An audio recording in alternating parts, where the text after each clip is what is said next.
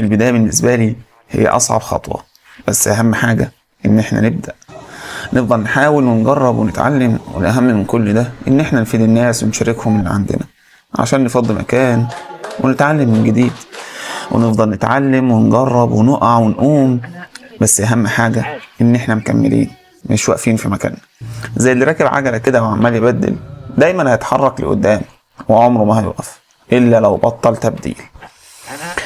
في مقولة جميلة جدا لسيدنا عمر بن عبد العزيز بيقول فيها: لو أن الناس كلما استصعبوا أمرا تركوه ما قام للناس دنيا ولا دين. فأنت لو سألت أي حد بقى كويس في أي مجال مهما كان، هيقول لك أنا تعبت كتير جدا لغاية لما وصلت اللي أنا فيه دلوقتي.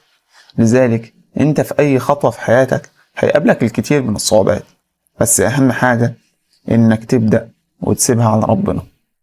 سلام.